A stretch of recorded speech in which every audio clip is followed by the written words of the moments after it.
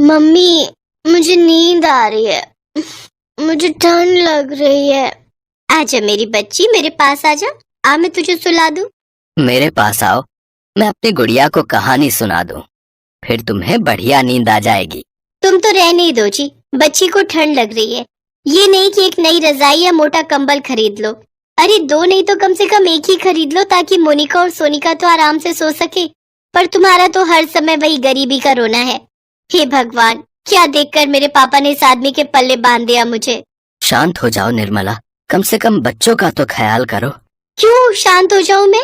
अरे इन दोनों को भी तो पता चले कि इनका बाप कैसा है, जो इनके लिए एक मोटा कंबल तक नहीं ला सकता। मम्मी हम ठीक है, आप पापा से मत लड़ो ना। अब सच में हमें ठंड नहीं लग रही है। चुप कर तू, तुझे नहीं लग रही होगी ठंड, पर मुझे तो बहुत लग रही है। पापा मम्मी बिल्कुल ठीक बोल रही हैं। एक बढ़िया कंबल तो आपको लेकर आना ही चाहिए। निर्मला और भोला की दो बेटियां थी, मोनिका और सोनिका। सोनिका बहुत समझदार थी, लेकिन उससे बिल्कुल उलट मोनिका बिल्कुल अपनी माँ पर गई थी, एकदम नक चढ़ी। एक वक्त था जब भोला के पास भी अपनी दुकान थी। यही देखकर निर्मला के पिता घनश्याम ने उसकी शादी भोला से कर दी थी। लेकिन फिर एक दिन भोला की दुकान में अचानक आग लग गई और फिर सब बर्बाद हो गया। भोला अपनी पत्नी निर्मला के साथ एक झोपड़ी में रहने लगा और फिर निर्मला, दोनों बच्चियां कहाँ हैं? स्कूल गई हैं। चलो अच्छा है। क्या खाक अच्छा है, सरकारी स्कूल में दोनों का दाखिला करवा दिया। और मोनिका बता रही थी ना तो वहाँ टीचर आते हैं और ना ही पढ़ाई अच्छे से होती है। ओहो, तुम तो जानती ही हो निर्मला, अब हमारी पहले वाली हालत नहीं रही। ना तो हमारे पास दुकान है और ना ही वो पहले वाली कमाई। अरे तो अगर तुम्हारी दुकान जल गई तो इसमें मेरा और मेरी बच्चियों का क्या कसूर है? देखो, ना तो मैं कभी गरीबी में रही हूँ और ना ही मेरी बच्चियां रह पाएंगी। ऐसा क्यों कह रही हो निर्मला? भरोसा रखो मुझ पर। भरोसा, और वो भी तुम पर। देखो, अब मैं तुम्हें साफ साफ बता देती हूँ कि ना तो मैं तुम्हारे साथ रहना चाहती हूँ और ना ही मोना और सोना को तुम्हारे पास छोड़ सकती हूँ। ऐसा मत कहो निर्मला, मैं तुम सबके बिना कैसे रहूंगा? मुझे बस थोड़ा सा वक्त दे दो।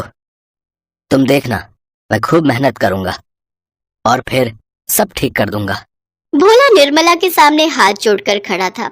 उधर उसकी दोनों बेटियां उनकी बातें सुन रही थीं और फिर मोना और सोना, चलो दोनों अपना सामान बांध लो। हम तुम्हारे नाना के पास जा रहे हैं। अब हम वहीं रहेंगे। वहाँ तुम्हें रजाई भी मिलेगी और अच्छा स्कूल भी।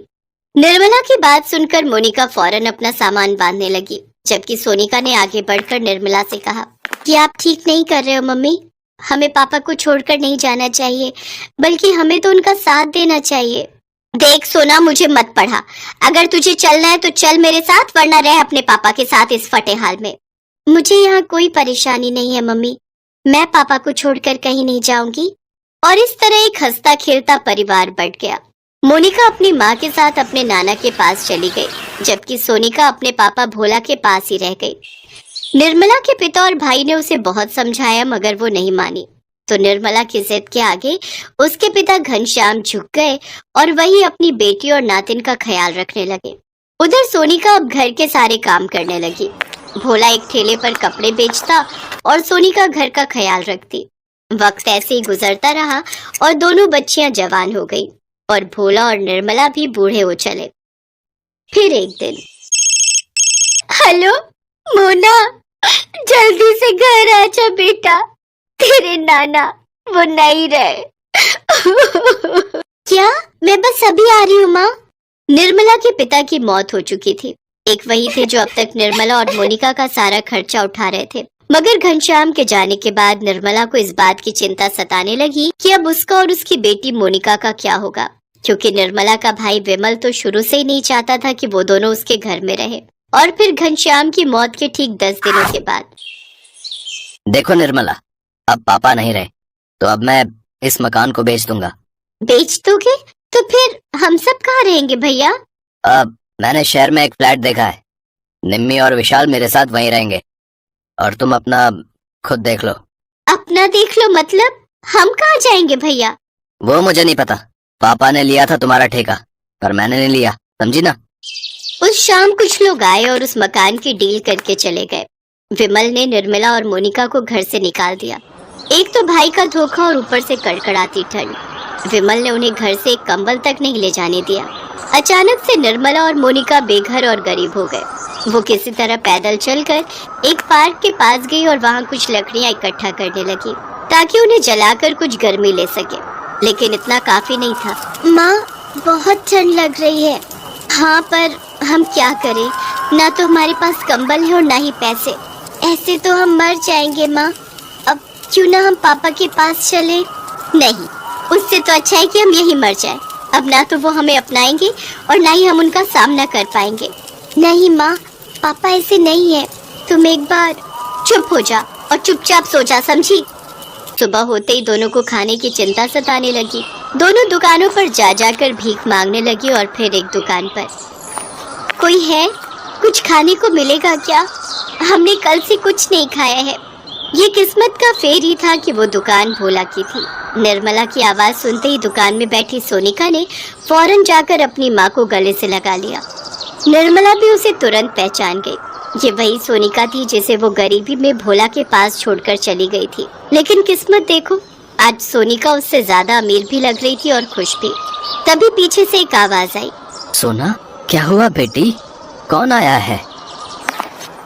पापा, देखो ना, मम्मी और मोना आए हैं। भोला को देखते ही निर्मला और मोनिका उसके पैरों में गिर गए और माफी मांगने लगे। तब भोला ने उन्हें उठाया और कहा, हैं? निर्मला, लेकिन ये क्या हाल बना रखा है तुमने? मुझे माफ कर दो जी, मुझसे बहुत बड़ी गलती हो गई। थोड़ी ही देर बाद भोला अपनी कार से उन तीनों को लेकर अपने घर गया। रात हो चुकी थी तो पूरे परिवार ने साथ में खाना खाया और फिर जब रात में मोनिका अपने कमरे में बढ़िया सा कंबल ओढ़कर बैठी थी, तब उसकी आंखों में आंसू थे। चिंता मत करो, सब ठीक हो जाएगा। एक बात पूछूं, उस दिन तुम हमारे साथ क्यों नहीं आई थी?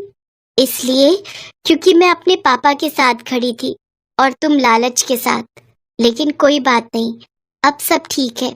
अब कोई अमीर नहीं और कोई गरीब नहीं। हम खुश हैं। ये सबसे